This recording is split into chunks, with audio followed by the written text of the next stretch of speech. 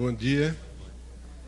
Bom, agora nós vamos dar início à sessão de perguntas e respostas, mas antes eu gostaria de prestar uma pequena homenagem, ou seja, fazer um agradecimento a todos os nossos colegas que em 26 locais diferentes estão dirigindo as atividades fora do Rio de Janeiro. Eu sei perfeitamente as dificuldades que eles estão enfrentando e quero testemunhar que eles estão desempenhando um papel da maior importância para a disseminação do conhecimento matemático. Em particular, eu queria salientar um exemplo diferente, que eu gostaria que fosse imitado por outros locais no Brasil, que é da Universidade do Vale do São Francisco, que fica em Petrolina, estado de Pernambuco. O professor Severino Cirino de Lima Neto, que está dirigindo as nossas atividades lá, conseguiu que a prefeitura local custeasse todas as despesas do curso. E nós apenas fornecemos a ele os livros e as aulas, naturalmente. Eu ficaria contentíssimo se na próxima vez que a gente se reunisse aqui eu tivesse uma lista maior de pessoas que conseguiram esse apoio local, porque isso é uma tarefa que interessa a todos, né? E a gente percebe, caminhando por esse Brasil, ou simplesmente tomando contato com as pessoas encarregadas, o grande entusiasmo que existe nesses locais.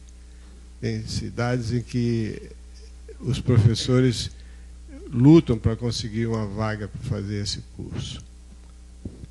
Muito bem. Outra coisa é o seguinte, eu queria agradecer a nossa equipe de apoio aqui, chefiada pela Maria, que simplesmente não trabalha durante esses dias, ela trabalha praticamente o ano todo, principalmente para conseguir que sejam liberados os recursos, que dificuldades burocráticas são incríveis, e se eu começar a contar, vocês não vão acreditar, vão achar que é brincadeira. Muito bem, então, feito esse agradecimento à Maria e à sua prestimosa auxiliar Priscila, e ao pessoal do Dion, e desse menino aí, cujo nome eu não sei, Hugo. Da outra vez fiz o mesmo comentário. Tá certo. Que ele fica atrás da câmera, a gente não vê. Muito obrigado, Dion, pelo trabalho. E queria lembrar a todos que estão nos ouvindo nesse Brasil inteiro que essas aulas estão no site do IMPA. Então, o download é livre, as pessoas podem copiar e podem fazer o uso que quiser, só não devem vender os CDs. O CD não pode ser vendido, porque é feito para uso dos professores e seus alunos. Bom, então nós vamos começar agora com as perguntas, e o nosso centro médio aqui, o distribuidor de bola, é o Wagner. O Wagner, então, vai fazer a distribuição das perguntas entre nós. Bom dia a todos. Nós recebemos aqui com satisfação uma quantidade enorme de perguntas de todo lugar, e também perguntas muito variadas a respeito de ensino, de problemas, a respeito das nossas próprias aulas, a maioria elogiando, felizmente.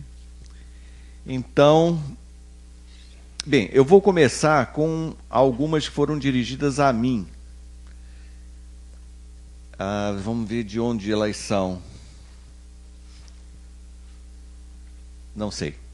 Uma diz assim: na segunda-feira você ensinou um método para construir a bissetriz, ou seja, ensinou a dividir um ângulo em duas partes iguais. Gostaria que comentasse sobre a divisão de um ângulo em três partes iguais. Existe um método geométrico para isso? A resposta é não. Com régua e compasso apenas não se pode dividir um ângulo em três partes iguais. Este, aliás, é um dos famosos 3 problemas gregos, que demandou um tempo enorme na tentativa de soluções, as mais variadas, até que eles se convenceram que não há possibilidade de construir, que foram a quadratura do círculo, ou seja, dado um círculo, construir com régua e compasso um quadrado que tem a mesma área é impossível.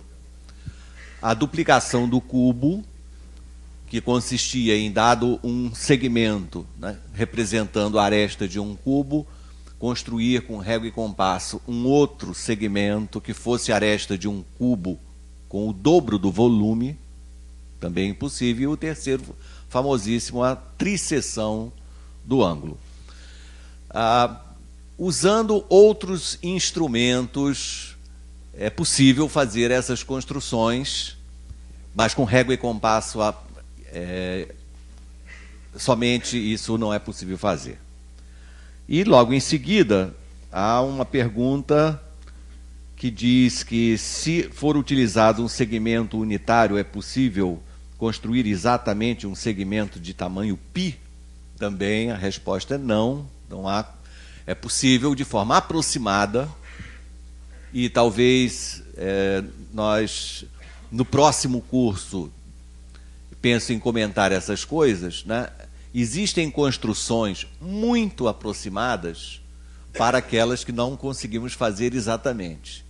Então, a própria trisseção do ângulo, ou construir um segmento de comprimento π, ou seja, retificar uma semicircunferência, ou determinar um segmento cujo comprimento seja aproximadamente igual a um arco de uma circunferência, são construções interessantes, porém aproximadas, e que possivelmente nós possamos comentar no próximo curso. Bom, então vou passar aqui a bola para o professor Paulo César, que certamente tem muita coisa para responder. Bom dia para todos. Então, também recebi aqui várias perguntas, e deixa eu responder inicialmente as que têm a ver com a aula de geometria. Então, tem dois comentários aqui que falam da diferença entre a abordagem aqui que eu procurei fazer na aula sobre áreas, né, de esclarecer as propriedades essenciais que levam à dedução das fórmulas e mostrar que em muitos problemas a gente tem certas vantagens em não correr para as fórmulas, em tentar entender a estrutura e usar as propriedades básicas de identificar figuras congruentes e aí ter igualdade de áreas. E há dois comentários aqui, né, que falam sobre os livros didáticos, né, que os livros só mostram as fórmulas, os exercícios são sempre de aplicações das fórmulas.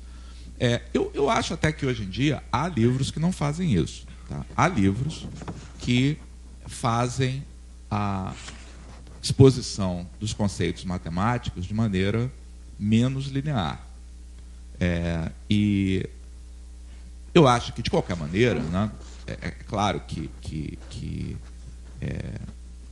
a gente tem, em boa parte dos livros, uma tendência de explicar a matemática como dar rapidamente uma fórmula, às vezes com justificativa inexistente ou incompleta, e partir rapidamente para as aplicações que muitas vezes são de pura de aplicação cega realmente da fórmula, sem exigir nenhum tipo de raciocínio de fato do aluno. Eu acho que tem duas maneiras que o professor pode lidar com isso. Primeiro, é procurar interferir, na medida do possível, na escolha dos livros didáticos, né? Então, hoje em dia, tá, há livros que são melhores do que outros. Tá? Há livros que fazem um trabalho que é menos linear. Então, uma alternativa é conhecer o livro e indicar os livros mais adequados. E a outra é que você é dono da sua aula. Né? Então, você pode perfeitamente, ainda que o livro seja um livro mais tradicional, você pode organizar a sua aula de maneira a tornar mais rica a assimilação dos alunos. Quer dizer, o que eu acho que é fundamental que todo mundo tenha consciência é que não se aprende matemática com essa história de informar a fórmula e fazer aplicação. Tá? Isso aí é algo que dura 1 semana, 2 semanas, depois o aluno esquece e não fica. Tá? Se aprende matemática realmente elaborando aí sobre as questões e conduzindo, tá, o aluno no terreno das ideias. Tá? Outra pergunta, uma pergunta específica aqui, que é a seguinte. Um aluno não sei de onde também, não tenho a origem aqui da pergunta. Me pergunta qual é a condição para que um polígono de N lados e medidas arbitrárias inscrito numa circunferência tenha área máxima. E pergunta também que condição deve ocorrer caso o polígono seja circunscrito. Bem, então, deixa eu só... Primeiro, se o polígono for circunscrito, a pergunta que se coloca é qual é o polígono de área mínima, tá? E não o polígono de área máxima, porque você pode construir polígonos circunscritos de área tão grande quanto você queira. Né? Você quer construir um triângulo circunscrito, tá, de área muito grande, não? Você pega uma reta qualquer tangente aqui, tá? E quanto mais você prolonga essa reta, você consegue construir um triângulo circunscrito com uma base arbitrariamente grande, a altura aqui maior do que o diâmetro, portanto, a pergunta que se coloca é qual é o que tem área mínima e não o que tem área máxima, no caso do circunscrito. Tá? Então, essas duas perguntas são duais e a resposta é essencialmente a mesma. Tá? E a resposta coincide com a nossa intuição. Tá? Não é muito fácil dar um argumento geral para isso, mas vamos fazer por causa do triângulo, por exemplo. Digamos que você queira descobrir, tá, qual é o triângulo de maior área inscrito nessa circunferência. Tá? Então, como é que a gente pode... qual é a intuição de vocês? Se você tiver que construir um triângulo de maior área inscrito nessa circunferência, o que vocês acham que vai ser? Equilátero. Tudo bem, essa é a nossa intuição. Tá? De uma certa maneira, é porque se o triângulo não for equilátero, tá, parece que ele não está aproveitando aqui completamente a área que ele pode ter. Agora, como é que a gente torna essa intuição uma coisa precisa? Então, um caminho, tá, que é um caminho elementar, é o seguinte. Digamos que você não sabe qual é o seu triângulo, mas você conheça um lado dele. Digamos que você tenha um lado fixado aqui desse triângulo. Tornar o problema mais fácil. Tá? Se eu souber um lado fixado, onde é que eu devo colocar o terceiro vértice para que esse triângulo tenha área máxima? Bem, a base está fixada. Então, eu devo tornar a altura tão grande quanto possível. Tá? Então, se esse ponto varia aqui sobre a circunferência, para eu fazer essa altura ficar a maior possível, eu tenho que colocar lá no alto. Tá? O que significa colocar lá no alto? Escolher como a extremidade do diâmetro perpendicular, tá, a essa corda. Tá? Então, o que isso aqui mostra? Isso aqui mostra que se eu tiver um triângulo qualquer, tá, ele não pode ser um triângulo de área máxima, a não ser que ele seja isósceles em relação a um lado qualquer. Tá? Então, se eu fixar esse lado, ele tem que ser... Nossa, minha figura está horrorosa, mas ele tem que ser isósceles em relação a esse lado. Só que esse argumento que eu fiz aqui para esse lado vale para cada lado, certo? Então, em relação a cada lado, esse triângulo tem que ser o quê? Isósceles. E o que significa ser isósceles em relação a cada lado? Ser equilátero. Tá? Então, esse tipo de argumento, tá, é o que conduz aí a essa propriedade geral de que o polígono de N lados inscrito numa circunferência de área máxima vai ser o polígono regular Paulo César, esse mesmo argumento que você acabou de usar pode ser utilizado, exatamente o mesmo argumento, para mostrar que entre todos os polígonos, entre todos os triângulos de mesmo perímetro, o que tem a área máxima é o equilátero. Exatamente o mesmo tipo de argumento. Bem lembrado. Agora, o problema de saber, entre todos os polígonos de mesmo perímetro, qual que tem a área máxima, esse é um problema que é bem mais difícil. Não é impossível de resolver, mas é bem mais difícil. Por isso que eu escolhi o triângulo.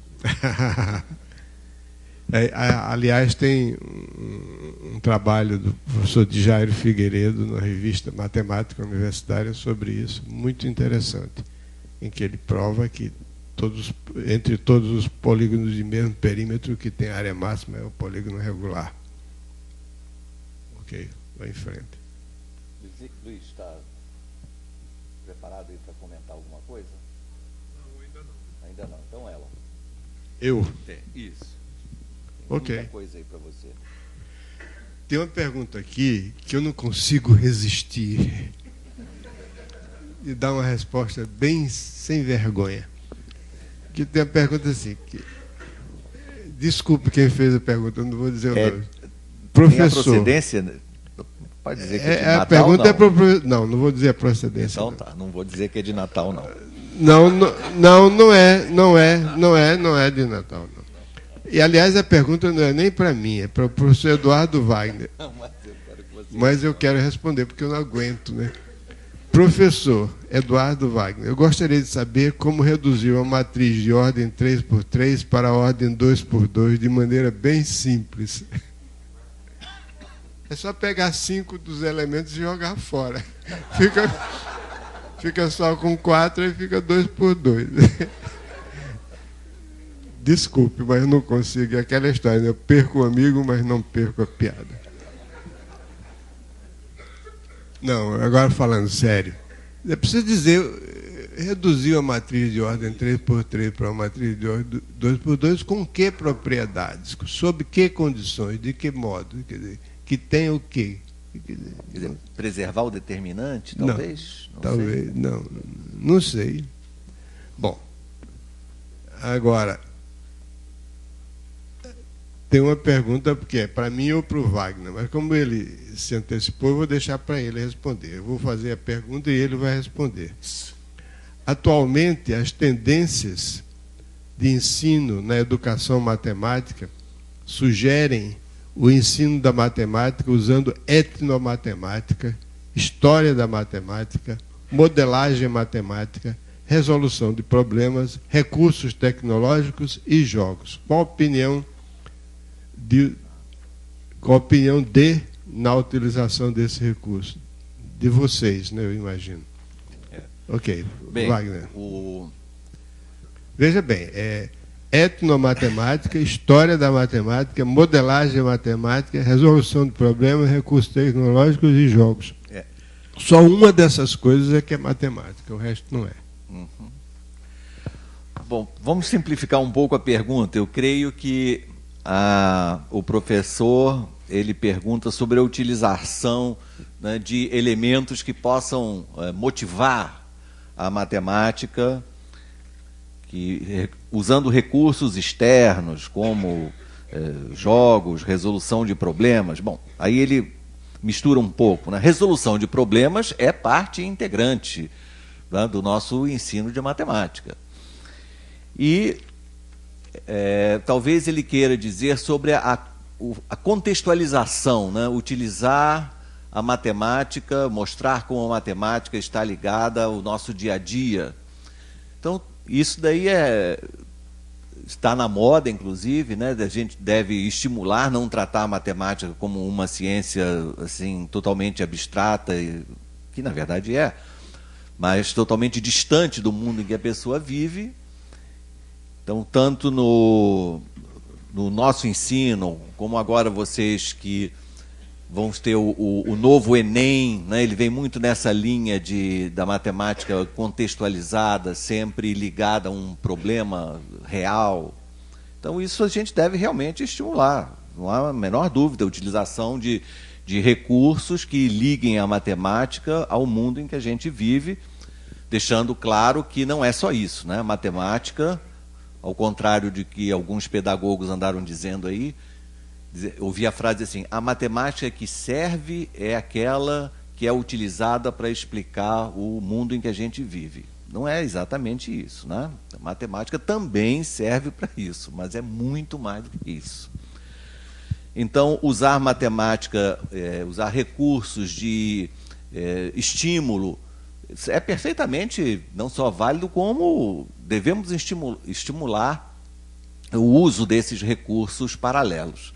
O Luiz Henrique daqui a pouco vai falar sobre criptografia, que está sendo usado nos Estados Unidos nas escolas como um elemento motivador, né? Porque o garoto, ele gosta do segredo, né? De codificar e escrever alguma coisa que só o amigo dele vai entender e os intermediários não. Então, tais recursos que envolvam matemática e sirvam para estimular o ensino é perfeitamente recomendável. Eu creio que essa é a pergunta desse professor também de Natal. Só um comentário, Wagner, mas tem que tomar cuidado, né? Porque às vezes o pessoal força a barra, né? Você fazer uma modelagem que, primeiro, é absurda em termos da realidade, né? Então, já vi em livro didático aí, você está fazendo uma questão sobre um campo de futebol e tudo, e as medidas não têm nada a ver assim com o que acontece. É ruim você fazer algo desse tipo, velocidades absurdas. Então, esse tipo de coisa serve não para motivar a matemática, mas para desmoralizar a matemática, para as pessoas se convencerem de que a matemática realmente mora aí num mundo de faz de conta. Outra coisa também é que é muito diferente você fazer modelagem matemática educativa. Então, o que eu chamo de modelagem matemática educativa? É aquela em que você faz, junto com o aluno, a compreensão do modelo. Tá? Você guia o aluno, faz com que o aluno participe da compreensão de determinado modelo, você explica por que uma determinada situação é expressa por uma função, é expressa por uma fórmula. Outra coisa que é muito diferente, que às vezes as pessoas, estou fazendo contextualizado. Você informa ao aluno que uma determinada situação é expressa por uma fórmula e aí pega daí. Tá? Tem uma autora, que eu não vou dizer o nome também, que é especialista em fazer coisas desse tipo, e, na minha opinião, tá, isso não tem o menor valor realmente como ensino de matemática. Tá? Para modelagem matemática, não é apresentar modelo, tá? Dizer, a matemática pode ser usada de maneira assim, completamente assim, meio de cima para baixo. Não? Vocês não são capazes de entender isso, não, mas olha, esse modelo exprime essa situação. Para mim, isso tem valor nenhum como veículo de estímulo ao uso da matemática, como veículo de estímulo à aprendizagem de matemática. Bom, eu também vou dizer alguma coisa a esse respeito, né? Algumas dessas coisas que são mencionadas aqui são realmente válidas como método de chamar a atenção e atrair o interesse do aluno para a matemática. Outras são realmente recursos utilizados pelas pessoas que não sabem nada de matemática e se metem a ser especialistas em ensino da matemática, então ficam inventando coisas que fogem do assunto. O que eu quero dizer são duas coisas. Em primeiro lugar, é o seguinte: por mais simples que seja a aplicação da matemática, é necessário que a pessoa que vai aplicar tenha um certo conhecimento básico, preliminar, anterior. Por exemplo, a coisa mais simples de soma, você tem que saber a tabuada. Tem uma pergunta aqui muito interessante, que diz que uma dificuldade que os professores encontram quando vão ensinar nos colégios é que os alunos não sabem fazer conta com o número inteiro. Isso aqui é uma consequência dessa tendência que é exemplificada por uma anedota a respeito da matemática moderna. Que o menino chega em casa e o pai pergunta: meu filho, o que você aprendeu hoje na escola? Eu aprendi adição. Aprendi a somar. Ele disse, é? Quanto é 8 mais 5? Claro. Em virtude da propriedade comutativa da adição, 8 mais 5 é igual a 5 mais 8. Pronto. Então a pessoa sabe as propriedades, pensa que sabe as propriedades formais, mas não sabe fazer as contas. Outra coisa que eu queria dizer é o seguinte, eu assino embaixo com uma exclamação tudo isso que o Paulo César acabou de dizer, que isso está, essa atitude de você usar os conceitos matemáticos para explicar situações reais, é uma atitude não só profícua, como necessária, mais do que profícua, é necessária. E essa atitude se acha disseminada nos livros que nós escrevemos. Nós escrevemos uma coleção de livros chamada Matemática do Ensino Médio, onde as funções matemáticas são introduzidas de acordo com as suas utilidades. Não é isso? E outra coisa, outro lugar onde vocês podem encontrar as nossas opiniões a respeito de ensino da matemática, está num livro que é pouco divulgado, que se chama Exame de Textos. É um livro que nós escrevemos, não só nós três aqui, mais o nosso querido falecido professor Morgado também, mas mais 4 colegas, eram 8 professores, que examinamos os 12 coleções de livros para o ensino médio, e do exame dessas coleções resultou esse livro, que tem um relato não só do que os livros têm de certo e errado, mas a todo momento a gente põe a nossa opinião a esse respeito, de modelagem matemática. Modelagem, quando há uma tentativa de alguns desses livros atuais de se conformarem, de adotarem o princípio de que deve fazer contextualização. Aí fica ridículo. Tem um problema, vários livros têm problemas desse tipo. Uma empresa, uma fábrica, verificou que o funcionário, para trabalhar X horas por dia, ele produz a sua produtividade é X ao cubo menos 3X ao quadrado mais 2X mais 1.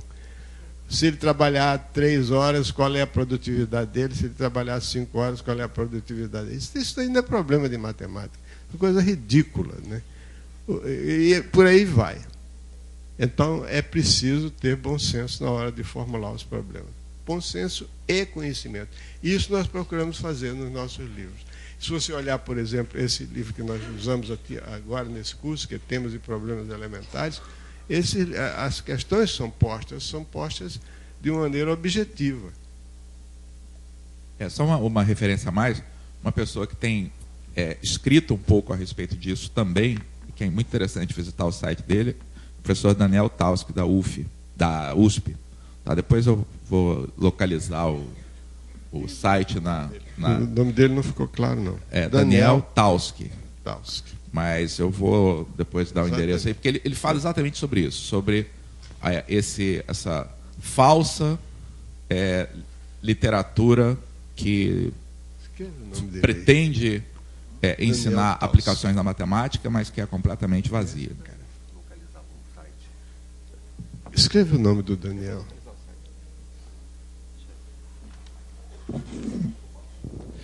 Só para passar a bola para o Luiz Henrique, esse tema que estamos conversando agora sobre a falsa contextualização não é uma coisa brasileira, não, gente. No mundo inteiro ocorreu em algum momento, né, nessa rapidez em ter que contextualizar tudo, pessoas que, sem o cuidado necessário, começaram a criar situações inteiramente irreais. Eu estava comentando ontem com o professor Elon, no livro, na autobiografia do Richard Feynman, foi um prêmio Nobel.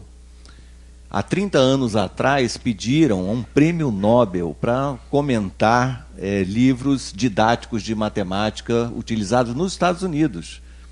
E ele ficou horrorizado com os problemas contextualizados que ele encontrou. E um deles ele cita, dizendo assim: a estrela alfa tem um brilho de 5,8 vezes 10 a 15. a estrela beta tem um brilho tal e a estrela gama tem um outro brilho tanto. Qual é a soma dos brilhos dessas estrelas? Como se interessasse a alguém, né, somar brilhos de 3 estrelas diferentes. É um inteiro absurdo isso. Isso é o que a gente chama de falsa contextualização. Você está pedindo simplesmente para somar 3 números. A situação apresentada não faz o menor sentido. Então é preciso tomar muito cuidado, porque isso ainda existe, está diminuindo, felizmente, os autores estão tendo mais cuidado, mas ainda há muita falsa contextualização, o que é inteiramente deseducativo, porque dá uma impressão ao aluno que está aprendendo que aquela situação existe na realidade. Como ainda livros recentes, você pode achar, por exemplo, planta com crescimento exponencial. É uma planta que você deixar ela lá 15 dias, ela chega na Lua, por exemplo. Não é? Então, muito cuidado com isso. Luiz Henrique, vamos lá. Okay. Tenho várias perguntas aqui, pessoas perguntando sobre referências e recursos para criptografia. Então, eu não conheço muitos em português, eu conheço esse livrinho aqui do Severino Collier, professor da UFRJ, publicado na série de textos do Programa de Iniciação Científica do OBMEP, que está disponível no site do OBMEP, acho que num cantinho lá que tem recursos para o Programa de Iniciação Científica. Esse e todos os outros livros do programa estão disponíveis lá. Depois eu ponho ali o site para vocês verem. Então, esse é um livro escrito pelo Collier, que é um especialista em álgebra, e escreveu vários livros de álgebra, inclusive sobre criptografia, em português e em inglês. Microfone mais perto. Mais alto? Tá bom? Melhorou? Ok. Então, estava falando. Então, esse livro aqui, do Collier, é um livro escrito em uma linguagem acessível, um livro de aritmética, com aplicações à criptografia, que está disponível o PDF deles na rede. A gente vai botar no site do OBMEP, quer dizer, vou botar o site do OBMEP no ar aí já para vocês verem. A outra pergunta é se faz sentido introduzir esse tipo de atividade na escola e em que nível.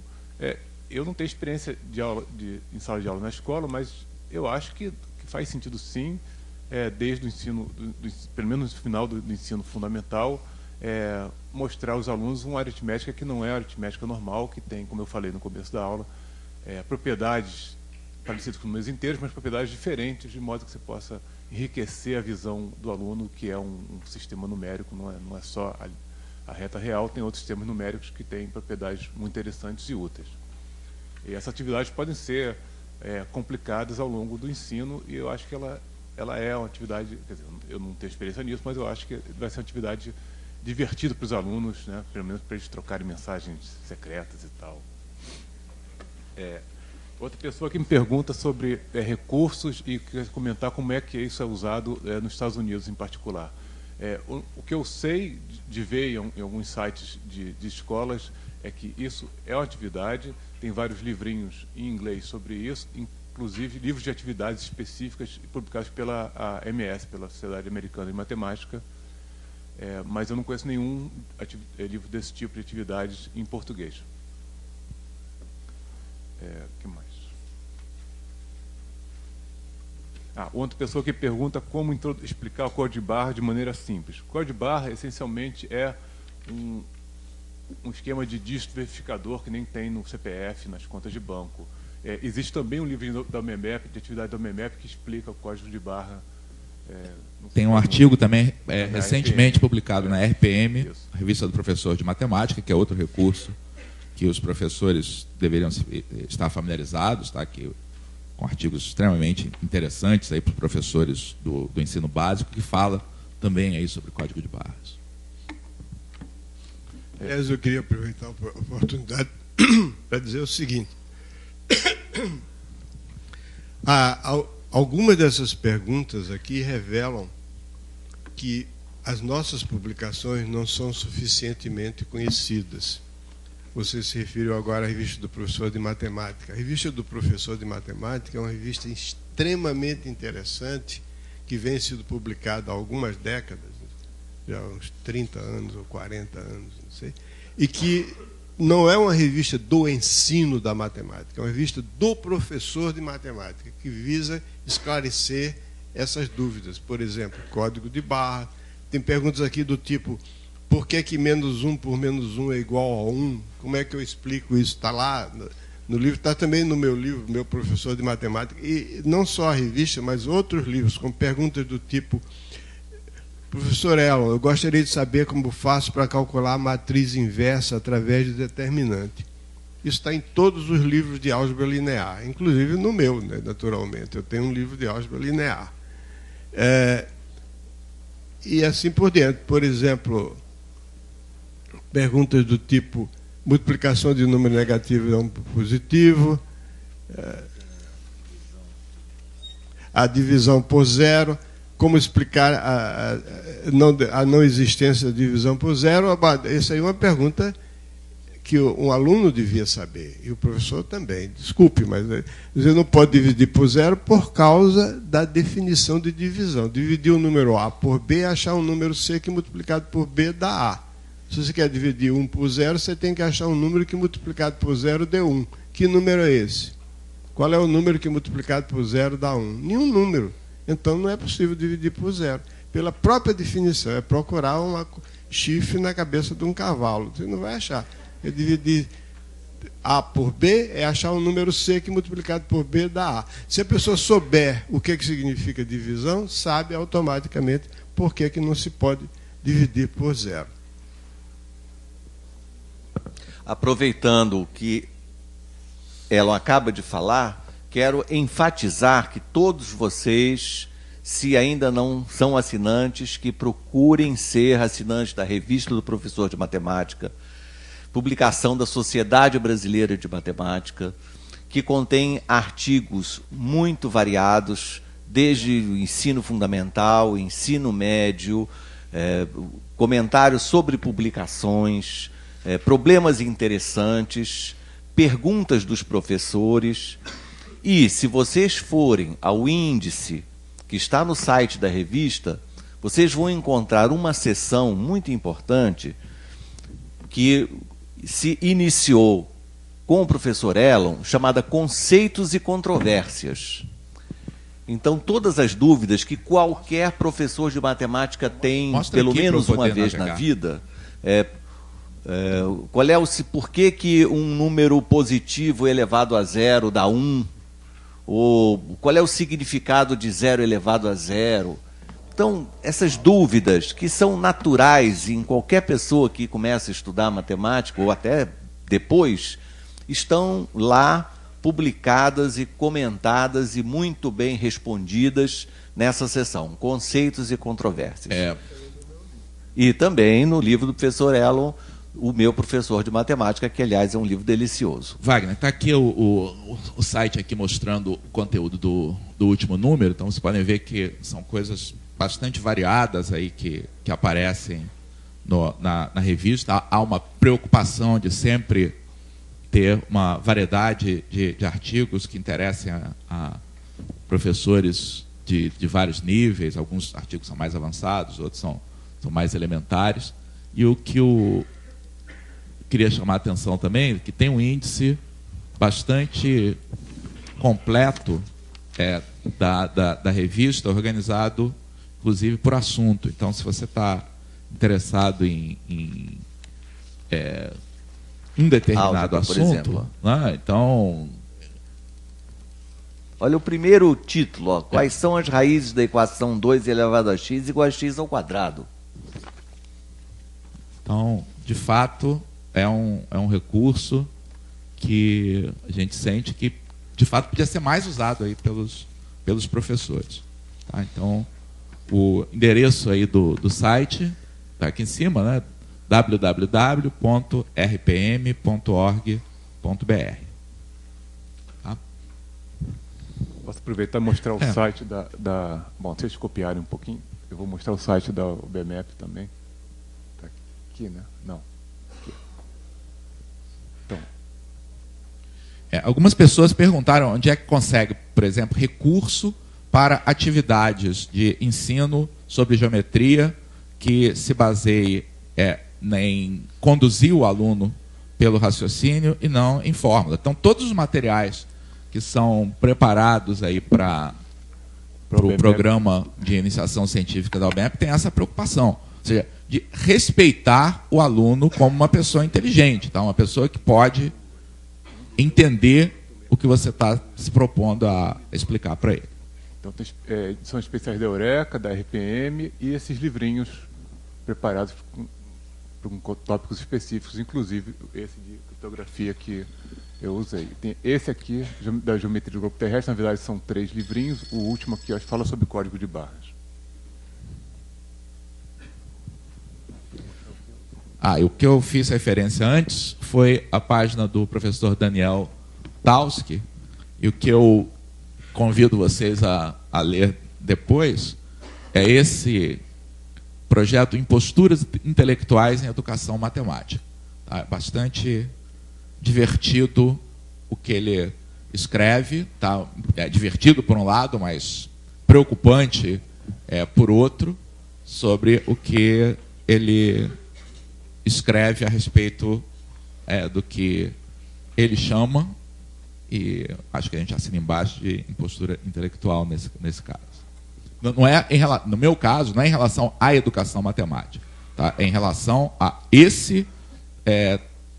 essa linha de trabalho que se propõe a ensinar matemática, tá? Baseada principalmente na ausência da matemática.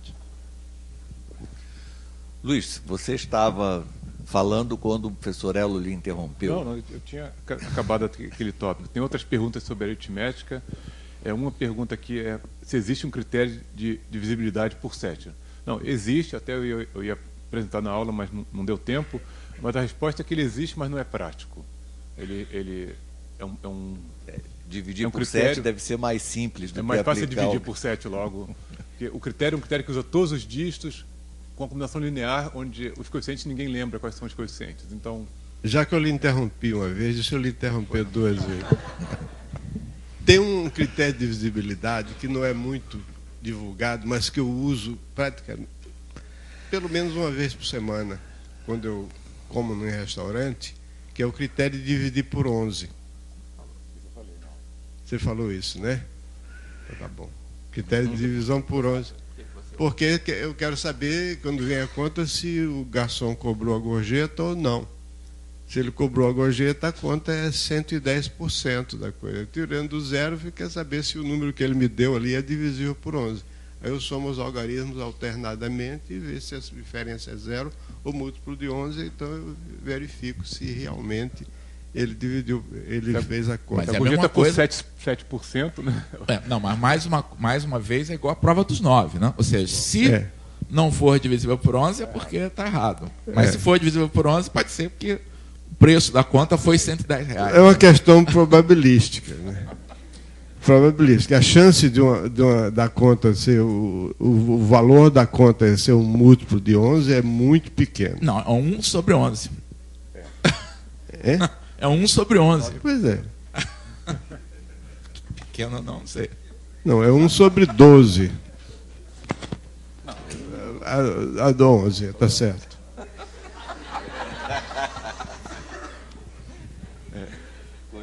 E finalmente, outras pessoas perguntam como generalizar ou fazer outros exemplos daquele exercício de calcular quais são os dígitos das dezenas, unidades de outros números que não sejam aquele que eu falei do elevado a 2009. É essencialmente a mesma coisa, você tem que considerar módulo as potências de 10, módulo as potências do número módulo 100, e a ideia fundamental é que isso é um fenômeno periódico. Como você só pode ter um número finito de restos módulo 100, são 100 restos, então as potências de qualquer número, alguma hora vão se repetir. Módulo 100. Então você faz essa análise de quando é que repete e usa esse período para reduzir o expoente ao número tratável. Exatamente o que foi feito aqui na aula. Eu acho que terminaram as minhas perguntas. Bom, continuando, há uma pergunta de professor de Goiás, onde ela Fábia pergunta que livro de construções geométricas que eu estava usando. Eu estava usando o famoso livro de construções geométricas publicado pela SBM, que por um acaso fui eu mesmo que escrevi. Não foi um cara que tem o seu nome. É, isso. E ele é um livro, naturalmente não é um livro para quem conhece um pouco de geometria. Quer dizer, não é um livro que foi escrito para o ensino fundamental. Então, para que isso possa chegar ao ensino fundamental, é preciso passar por um filtro, né? O professor, então, tem que passar tudo por uma peneira para verificar, de acordo com os conhecimentos geométricos do aluno, né, o que ele pode praticar de construções. E, logo em seguida, há uma pergunta sobre em que momento as construções geométricas podem ser abordadas no ensino fundamental. E eu acho que a resposta é bastante cedo. Desde que, assim que o aluno, por exemplo, compreende o que é um quadrado, por exemplo, se ele é estimulado a construir um quadrado utilizando os instrumentos, a régua, o compasso, os esquadros, desenhando um segmento, traçando retas perpendiculares, utilizando o compasso para transferir a medida de um lado para a reta vertical, utilizando a reta paralela. Então, nessa aparente brincadeira, ele está manipulando as propriedades da figura. Ou seja, o quadrado deixa de ser apenas uma figura decorativa, como passa a ser um objeto da matemática. Não é? Um objeto que tem propriedades e que ele, então, está utilizando para fazer aquela construção. Então, na minha opinião, desde muito cedo, né, quando as figuras forem sendo introduzidas, seja lá o ângulo, o triângulo, a bissetriz, né, fazer o aluno praticar com os instrumentos é uma maneira que ele, mesmo sem sentir, ele está utilizando as propriedades das figuras. E isso fica para sempre, ele não vai esquecer jamais. Wagner, dá licença. Em apoio à sua opinião, eu quero dizer o seguinte, e também como uma espécie de testemunho do fato de que é uma decadência no ensino, eu estudei na escola primária em Maceió, na escola da Dona Maria José. Era uma escola que tinha 40 alunos numa sala da casa dela, aluno do primeiro, segundo, terceiro, quarto ano, tudo primário, tudo misturado junto. Existia um livro que ela usava para os alunos de terceiro ano, que ela chamava Geometria Prática. Não sei se você conhece esse livro. O autor era Olavo Freire. O autor você conhece. De nome, porque ele já morreu há alguns 200 anos atrás, mais ou menos. Então, esse livro, chamado Geometria Prática, ele continha, maior parte dele era construções geométricas. Evidentemente, ele não dava as explicações teóricas, mas ele ensinava a traçar bissetriz, a traçar polígonos regulares de um certo número de lados, alguns aproximadamente, que eram de 7 lados, por exemplo. Mas ele quer dizer o seguinte, naquela época, isso era para alunos de curso primário, que tinham capacidade iam desenvolver a sua intuição geométrica, entender o significado do quadrado, do triângulo equilátero, etc, etc. Pois bem, então, esse estímulo às construções geométricas e esse resgate, digamos assim, também não é uma coisa que é brasileira, é uma coisa que está chegando aqui agora, mas já começou lá fora há alguns anos, e os programas de geometria dinâmica vêm justamente ao encontro de propiciar as figuras não só mais perfeitas, como figuras que possam ser manipuladas, para que os alunos possam observar quais são as propriedades que não mudam, o que se modifica quando nós, então, deformamos a figura. Eu também, alguns me perguntaram sobre os sites para baixar o GeoGebra e outros programas. Na segunda parte eu vou ali no quadro e vou escrever. Mas quero responder também a uma pergunta do professor Edson, de Goiás também, que ele pergunta ele afirma, né, que com a régua e compasso é possível construir ângulos de 90 graus, de 60 graus, 30 graus, e ele pergunta se só esses ângulos podem ser construídos com régua e compasso. Pergunta interessante, e a resposta é que, mesmo para ângulos agudos, não é possível fazer mais do que 30, 45 e 60 graus. Evidentemente, ele não escreveu, mas certamente pensou em 15 graus, né, porque eu sempre posso dividir alguma coisa à metade e misturar, né, com o que eu já tenho. Mas é possível também, com régua e compasso, construir um ângulo de 36 graus. Porque é possível fazer uma construção exata de um decágono regular.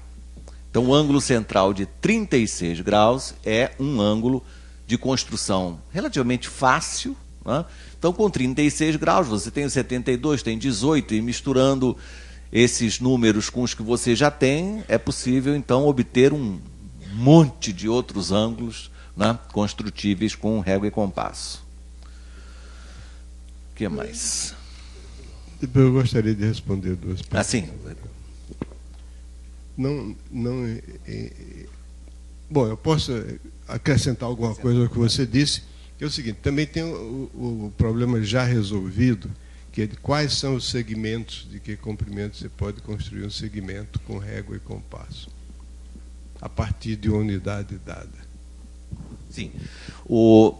Nesse mesmo livro de construções geométricas, publicado aqui pela SBM, há um apêndice da autoria do professor José Paulo Carneiro, em que ele, então, explica que tipos de segmentos são construtíveis, né? Então, ele explica por que é possível, a partir de um segmento unitário, construir um segmento de comprimento raiz de 2, por exemplo, mas não é possível construir raiz cúbica de 2. É possível construir raiz quarta de 2, mas não é possível construir raiz quinta de 2. Então, o porquê disso está explicado no apêndice desse livro de construções geométricas.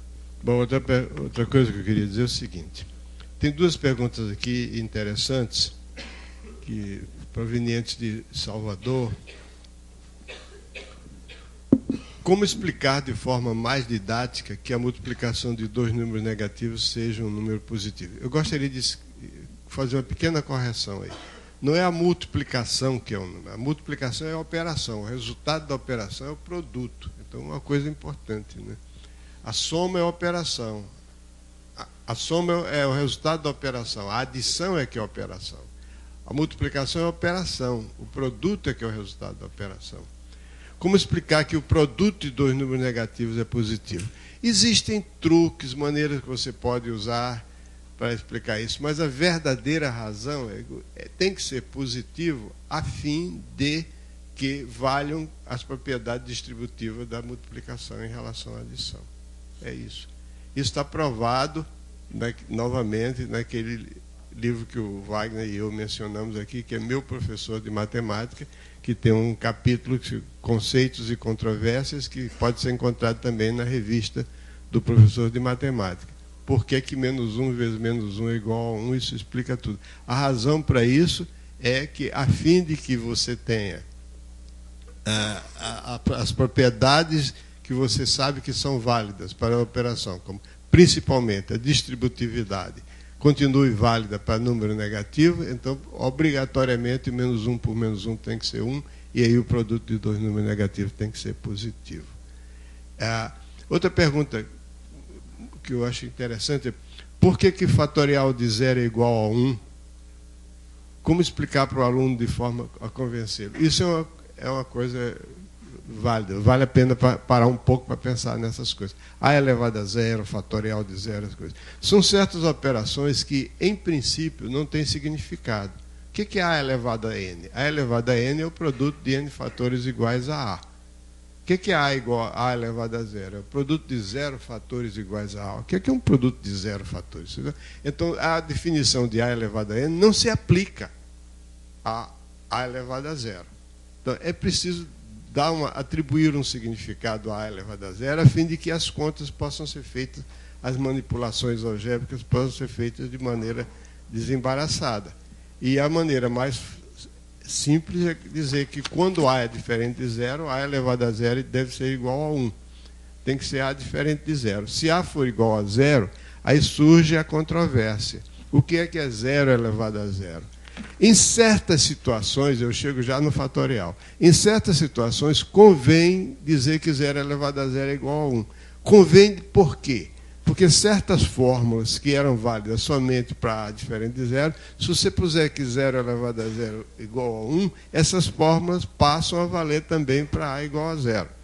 Então, mas de um modo geral, do ponto de vista da análise matemática, zero elevado a zero é uma expressão indeterminada, no sentido de que quando você tem x elevado a y e você faz o x tender para zero e o y tender para zero, o x elevado a y pode tender para qualquer coisa, depende da maneira como o x tende para zero e como o y tende para zero. Mesma coisa é o fatorial. Por que fatorial de zero é igual a 1? Porque é conveniente. O fatorial de zero, em princípio, não tem significado, porque o fatorial de n é o produto em 1 vezes 2 vezes 3 vezes n. O fatorial de zero não tem significado a priori. Então, a gente estende o conceito de fatorial dizendo que fatorial de zero é igual a 1. Do mesmo modo, como não existe o significado de fatorial de raiz de 2. O que é fatorial de raiz de 2? Não existe.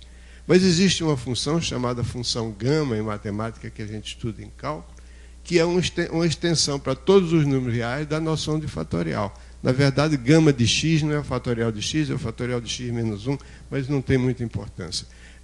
Quer dizer, em suma, quando a gente tem uma expressão matemática que é definida de uma certa maneira, a gente pode, conforme a conveniência, estender o significado dessa expressão matemática para números que não são originalmente incluídos na definição.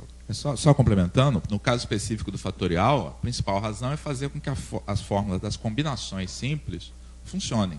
Você tem combinação de n 0 a 0, combinação de n a n, vai aparecer um zero fatorial se você usar a fórmula que vale para os casos em que o k está entre 1 e n menos 1. Então, é interessante que você possa também usar a mesma expressão nesses casos extremos, e aí tem que definir zero fatorial como sendo... Agora, essas extensões podem ser feitas porque elas não envolvem, daí não resultam contradições.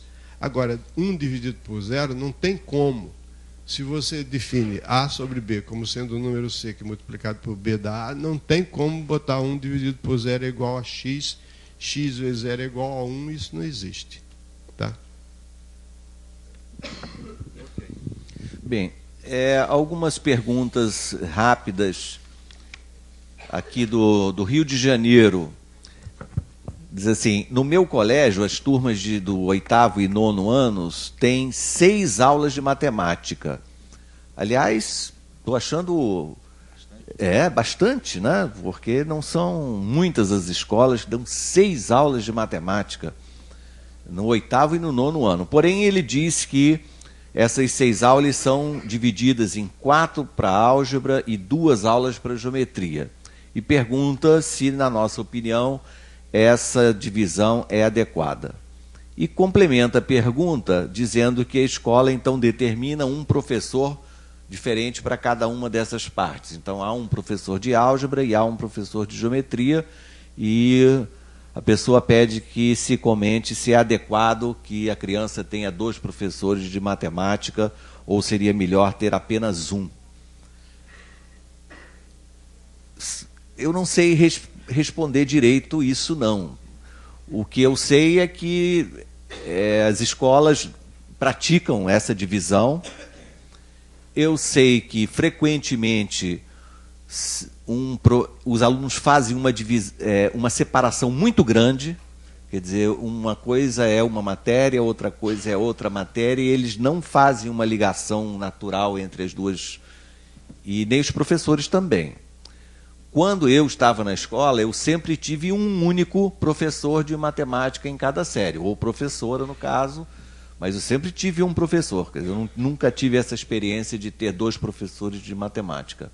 Sei que isso é uma prática geral e não tenho opinião assim muito firme se isso é bom ou ruim. Eu acho que realmente tem um lado bom e um lado ruim. Uma origem disso que justifica é o fato de que, tradicionalmente, na organização dos livros didáticos, até mais antigos, eles eram organizados de tal maneira que a álgebra ficava no início e a geometria ficava depois. Então, até para dar tempo de não dar geometria. Pois é. Então, isso era uma garantia de que o aluno ia ter alguma coisa de geometria. Então, esse é o lado bom. O lado ruim é que o aluno vê, às vezes até fala em geometria e matemática. Né?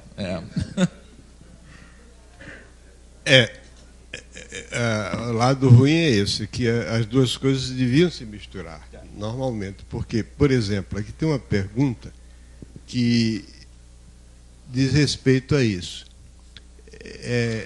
Não estou achando aqui, mas é uma pergunta que sobre a soma de 2 números cujo produto é constante. Ah, sim. Onde é que está essa pergunta? O senhor disse que o produto de 2 números é constante. Então a soma é mínima quando eles forem iguais. Está certo se o produto dos números for positivo. Mas se o produto for negativo? Então aqui nós temos uma oportunidade de ver a relação entre álgebra e geometria, que é a seguinte. Quando você tem o produto de 2 números constante, esses 2 números são as coordenadas de um ponto. Então, x e y são coordenadas de um ponto no plano. E o conjunto dos números x e y, cujo produto é constante igual a p, forma uma figura chamada uma hipérbole. Uma hipérbole, no caso, uma hipérbole equilátera. Então, por outro lado, se você diz que a soma de 2 números tem um certo valor S, o conjunto dos pontos x e y, tais que x mais y é igual a S, é uma linha reta que forma um ângulo de, sei lá, 135 graus ou 45, depende de que lado você olha. Mas, de qualquer modo, a gente olhando para aí, a gente vê o seguinte, isso aqui é no caso do P ser positivo. Que essa hipérbole que eu desenhei, já supus aí, implicitamente ao desenhar que o P é positivo. Se for P negativo, a hipérbole tem esse aspecto aqui. Então, se a soma de 2, se o produto é constante, a soma é mínima. Quando é que a soma é mínima? Quando essa linha reta tangenciar aqui. Tá certo? Se tratando de soma de números positivos. Tudo positivo, então tudo se passa no primeiro quadrante. Então, esse ponto aqui é o caso em que, quando os 2 pontos de produto constante, a soma é mínima, é quando eles são iguais. Quando o produto é negativo, se você exige que a soma seja mínima,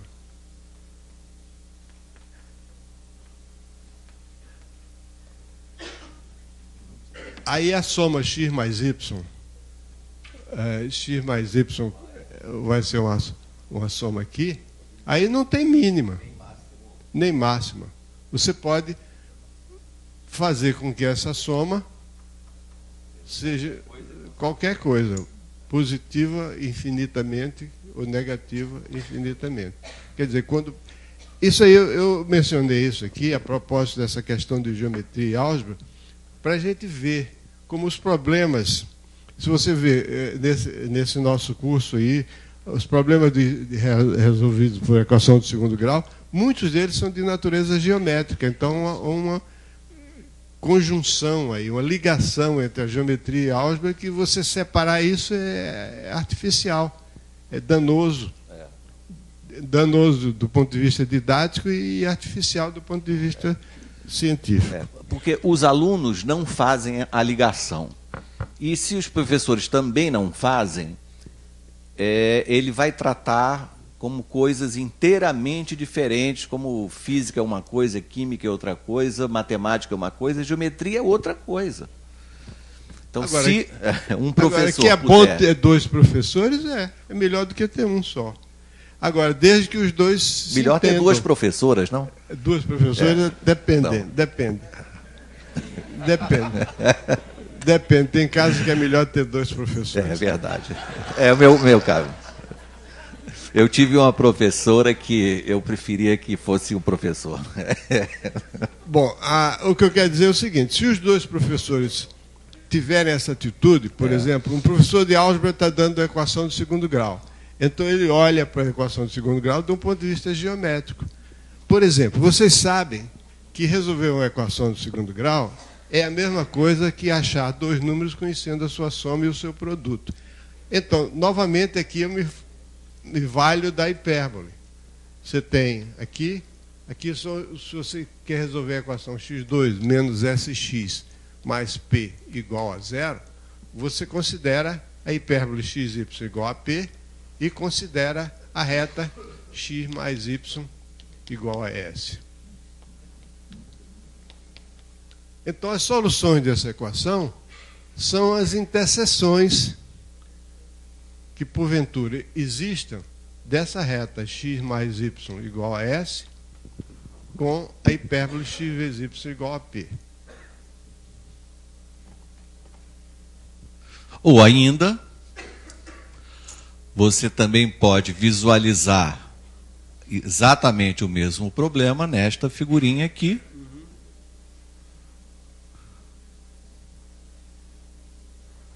Onde aqui está S e P. Essa figurinha que mostra a média geométrica te dá 2 números x e y cuja soma é S e cujo produto é exatamente P. Mas só quando S e P são positivos. Né? Assim, claro. De acordo com a figurinha do professor Elo. Só que aquela minha figura vale quando P é negativo também e serve para mostrar que em certas situações, esse problema não tem solução. Se x mais y igual a s estiver aqui, aí é claro, isso aí é uma forma de você ver que certas equações do 2º grau não têm raízes. Algumas têm raiz dupla, outra raiz simples. Também em certas situações, dependendo de P, o meu problema é que não tem solução. Também. Não tem. Não. Nas condições geométricas não tem para P negativo. Bom. Vocês acabaram de presenciar o espírito que norteia os nossos trabalhos desde 1991. Bom, o Paulo César vai mostrar um site. John, por favor.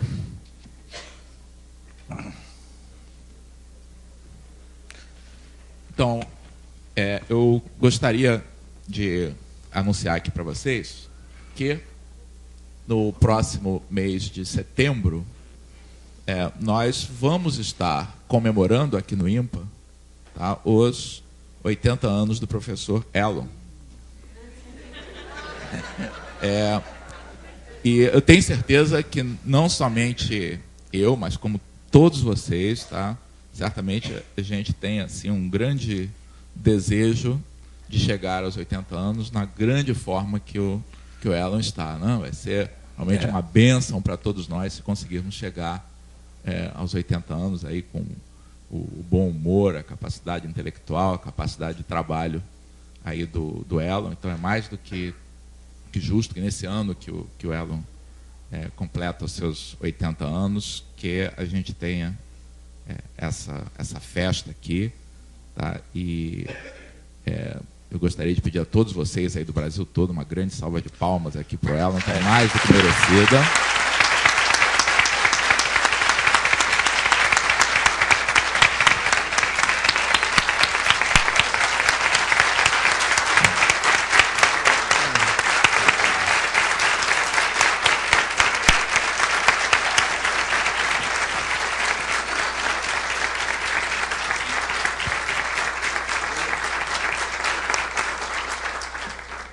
Muito obrigado. Eu só tenho a dizer o seguinte: desculpem por eu ter vivido tanto. Vamos tomar um café, voltamos então 15 para as 11.